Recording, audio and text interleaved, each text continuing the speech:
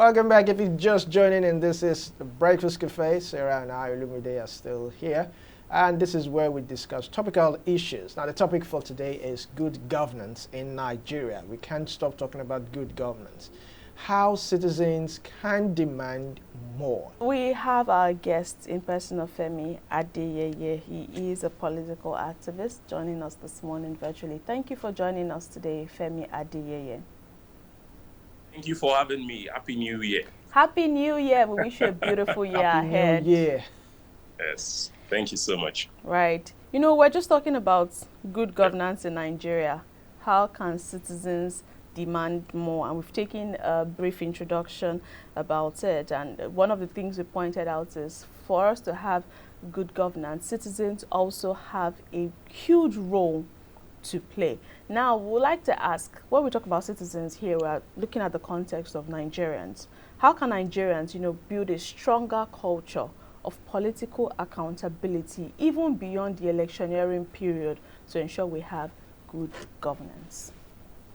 All right. Thank you very much for the question. I think the first port of call would be us analyzing or, looking carefully at the word citizen itself. Can you hear me clearly? Yes, we can hear you. All right. So when you say people are citizens, it means that they have some kind of attachment with their country. You understand? The country also loves them, and the country also understands them. But Nigeria is still battling with a lot of, questions, nuances around that definition, citizenship. We've first of all asked ourselves, how much does the country even love us? How much does the country even understand us? Who are the citizens of Nigeria? As far back as 1948, the founders of Nigeria, Femi and the likes, described Nigeria as a geographical expression. This is not me. I'm talking about the people who sat down, who were part of the independence struggle and all of that. They said there are no Nigerians. I'm trying to paraphrase Femi, who said there are no Nigerians just the same way you have the Welsh, the French, the Britain. There are just people who are confined within a geographical expression just to be part of the map. So and if you look at what's happening to us these days, you cannot in totality say, yes, these are citizens in the right sense. I've started like that so that we can understand that it is only citizens that can demand accountability. It is only citizens that can demand good governance, and not people who are seen as servants, who are seen as slaves in their own country. The Nigerian government does not see you, even you, as citizens. And the littlest time you even try to exercise some of your rights as citizens, they shut you up, they shut you down. I give an example when I was speaking at a particular symposium, when I said, if you're talking about citizenship, what happened at Lekki would never happen. I mean, I'm talking about the NSAS, Lekki massacre. You cannot shoot at citizens. The only people you shoot at are slaves who are trying to escape the slave plantation. That is the kind of, so the ideology in the head of many of the Nigerian rulers is that they don't see many of us, as citizens. The only people who are citizens are those in the ruling class, in the elite class, elites, in their class. And those are the ones who can demand.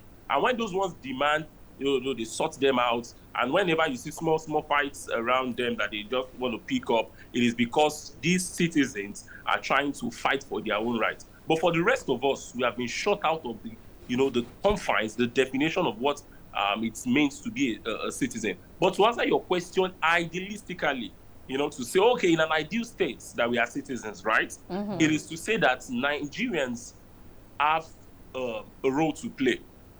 Yes, I understand. The leadership, we have a leadership crisis. There's a leadership problem in this country. You don't need to go to Harvard University to understand it. You just need to step out of your door, and you will always find leadership crisis. But then the followers, we have a lot of role to play. And that role is to understand that democracy ensures and gives us some rights, which is that we need to speak up when there are issues. You need to speak up. You need to organize ourselves, to demand what belongs to us, and not just leave these politicians, after elections, because that is what we do so well in Nigeria. Democracy for us is just to, vote in an election. And when you're done, everybody goes back to sleep. Nobody's protesting. Nobody's raising issue. Nobody's petitioning anybody. And they do what they do. And after 4 years, we say, oh, this is what Nigerians will say. We'll wait for you. After 4 years, we'll see. You will come back to us. Right. So within that 4 years, what are you doing? Do you understand? Femi Adeyeye, So let me interrupt you for a bit. Right. You said something now that we need to rise up and not just leave these politicians to do whatever it is that they want to do, meaning we have to speak with one voice. But I am very concerned about that. I thank you for the fact that you're able to give a broad analysis of what it takes to actually be a citizen and how we cannot actually be classified as citizens going by what is happening in the country, right? So how then can we speak with one voice when we come together to agree on a peaceful protest, we have people that are supposed to be citizens as well come to protest against the protesters? Yeah. So it feels like we are waging war against ourselves. We don't even have one voice as Nigerians. So what can we do to even achieve that one voice, that togetherness, before we can even face these politicians? All right. So the one you said, there are some protesters coming to protest against the protest. That one is the hand of Esau, the voice of Jacob. We know those who are in charge of running that kind of show, and it is the government.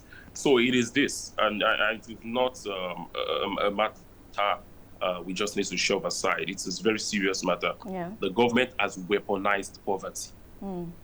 They've weaponized poverty. The same weapon is the weapon they use during elections, where people go to even vote against themselves.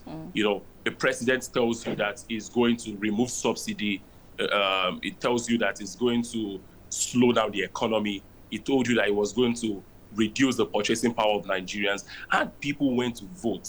It's not as if they voted. They voted against their conscience because poverty was weaponized. If for 5,000 naira, for 10,000 naira, they would vote. The same thing happens during protests, where people go to protest against their own rights because they don't know. Poverty has been weaponized against them. And this dates back to even the slave era, where you have some slaves within, I'm using this slave thing so that you can understand citizenship and slavery, because we are still at that slavery stage of whatever you want to call citizenship in Nigeria. There used to be some slaves that will be they call them the courtyard slaves. And there are slaves that will be at the plantation.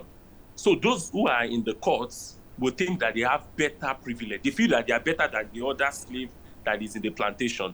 And it is a divide and rule tactics of the slave master, so that they start feeling that they are more important than the other. That is those who protest against the protest. That's how they feel, because they get some kind of patronage within government. They can look at what happened during NSAS.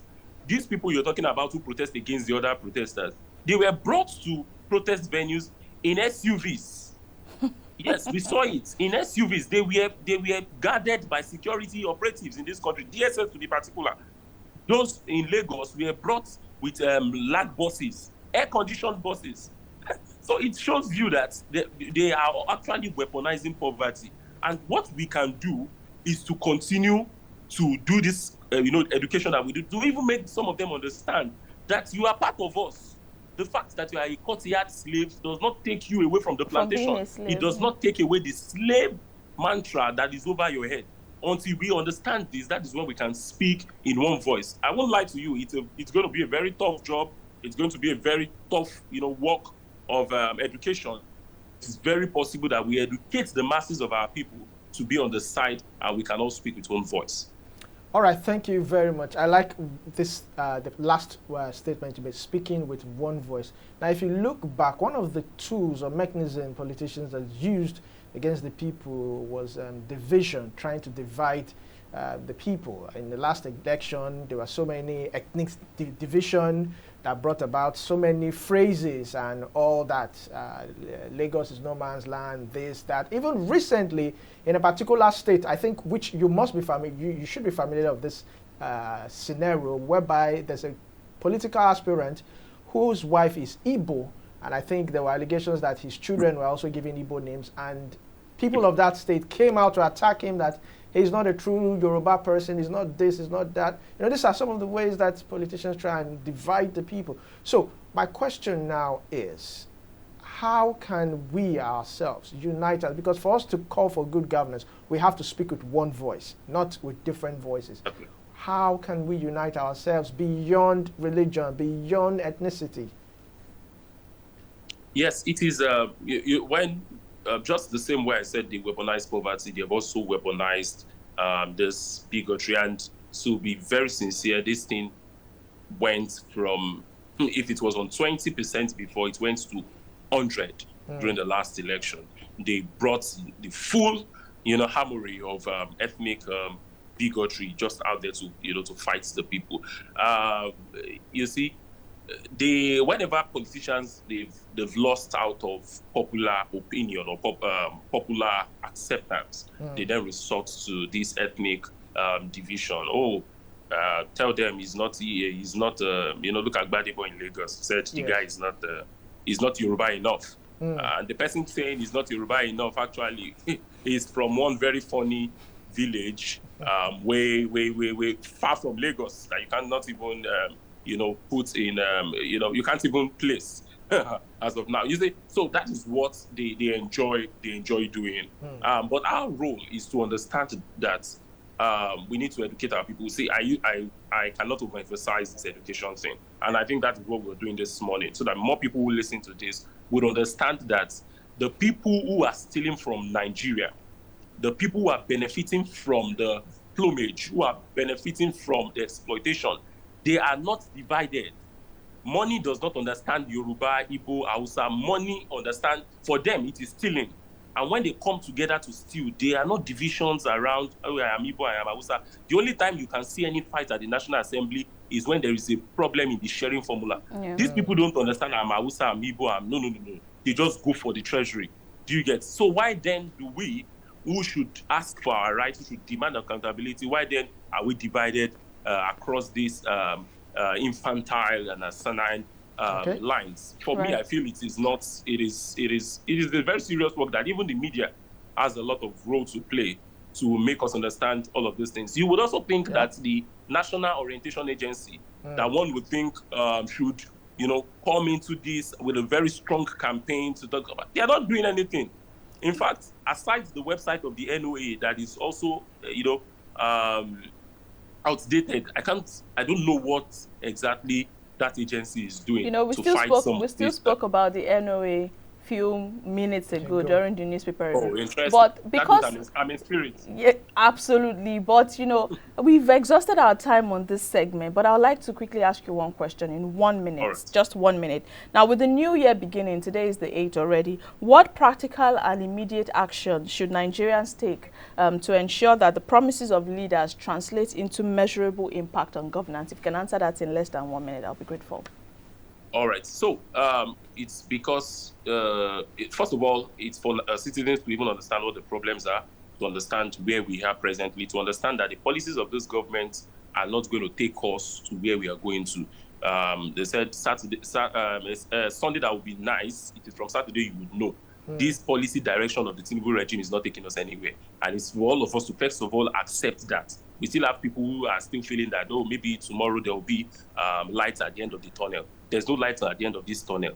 What I'm saying is an oncoming train that can crash all of us if we do not come together and speak with one voice and demand accountability in different forms, through petitions, through attending public hearings. There are so many bills at the National Assembly now that needs to be trashed, and through protests. Yes, we cannot throw out the efficacy of marching on the streets. Right. Thank you. We hope that all of those things, oneness, unity, togetherness, speaking with one voice, we sincerely desire that so we can get the change that we require. Thank you so much for joining us this morning, Femi Adeyeye. It's been an absolute delight speaking with you. Thank you. You're welcome. Enjoy the rest of your day. And you too. Coming together. You know that thing of people even fighting their siblings. I saw people fight their siblings because you don't believe in my candidate. Your choice is your choice, right? But you don't now, because you have been bought or you've sold out your conscience, now try to push what is not right on me because I'm not buying the fact that you have been bought. So we need to get to that point where we are fighting a common goal. And like he stated, poverty has been weaponized, and that is a big, big problem. And if we don't do the right thing, it will continue for a long time. And these people, politicians, those at the helm of affairs, will continue to use poverty as a tool to keep us in a box.